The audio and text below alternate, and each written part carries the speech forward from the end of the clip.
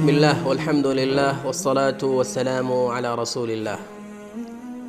لکه څنګه چې موږ او تاسو ته پته ده چې موږ د ذوالقعدې په میاشت کې روان یو او دا هغه میاشت ده چې کوم څلور میاشتې الله رب العالمین د حرمت والا ګرځولي دي. دا د هغه میاشتو نه یوه میاشت ده. الله رب العالمین قرآن مجید کې فرمایي چې د کال د میاشتو حساب دا 12 دی د هغه ورځ نه چې کله الله رب العالمین ځمکې او اسمانونه پیدا کړي دي. په دې 12 کې څلور میاشتې هغه د حرمت والا میاشتې دي چې الله رب العالمین په دې کې په خپل ځانونو باندې ظلم کول هغه حرام کړي دي. د عظمت او د تقدس والا میاشتې دي چې هغه ذوالقعده او ذوالحجه محرم چې درې یو بل پسې دي او یو د رجب میاشت ده. فلا تظلموا فيهن انفسكم. الله رب العالمین فرمایي چې په دې میاشتو کې تاسو خپل ځانونو باندې ظلم مه کوئ. ظلم خو په ټول کال کې ممنوع دی، لیکن په دې میاشتو کې هغه ډېر سخت او اشد دی او د هغې ګناه ډېره زیاته ده، ځکه چې دا د تقدس میاشتې دي او الله رب العالمین دې له یو خاص اهمیت ورکړی دی. د دې ظلم نه مراد څه شی دی؟ دا کوم ظلم دی چې الله رب العالمین منع کړی دی؟ د دې ظلم نه مراد په دې میاشتو کې جنگ و جدال او قتال دی چې د هغې نه منع راغلی ده. همدغه رنګې د دې نه مراد چې کوم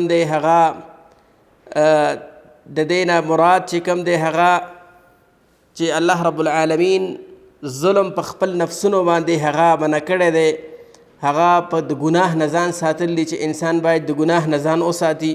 ځکه امام قتاده رحمه الله فرمایي چې په دې میاشتو کې د ظلم او د نافرمانۍ ګناه هم ډیره ده، لکه څنګه چې په دې کې نیکي کول هغه ډیر زیات اجر لري. همدغه رنګې نفس باندې د ظلم کولو نه بل مراد هغه خپل ځان د ګناه نه ساتل دي، چې انسان چې کله ګناه کوي دا د خپل ځان سره ظلم دی. نو باید په دې میاشتو کې خاص طور باندې اهتمام وشي چې انسان د ګناه د کارونو نه ځان وساتي، او عام په ټول کال دوران کې انسان له دا پکار دی چې هغه د ګناهونو نه ځان وساتي. په آخر کې خلاصه هغه دا ده چې انسان باید په دې څلورو میاشتو کې خاص طور چې دا موږ اوس کوم 3 میاشتو کې روان یو، الله دې موږ له عمر راکړي. په دې کې پکار چې انسان نیکي وکړي، په دې کې انسان له پکار دی چې نیک کارونه وکړي، د غیبت نه ځان وساتي، د ظلم نه ځان وساتي، د شرک نه ځان وساتي او د نیکۍ کارونو ته هغه توجه وکړي. یو خبره چې هغې ته د هغې توجه ډېره زیاته ضروري ده. اکثره خلک دا عقیده لري چې په دې میاشت کې عمره کول دا جایز نه دي. دا یاد وساتئ رسول الله صلی الله علیه وسلم 4 عمرې کړي دي او هغه 4 واړه په ذوالقعدې میاشت کې کړي دي.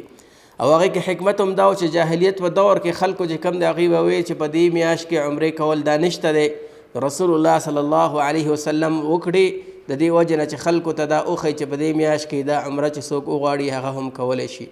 الله رب العالمین دې موږ او تاسو له د نیک اعمالو کولو توفیق راکړي، او الله رب العالمین دې موږ او تاسو له دا هر څه قبول کړي. وصلی الله علی النبي محمد وعلى آله وصحبه اجمعین.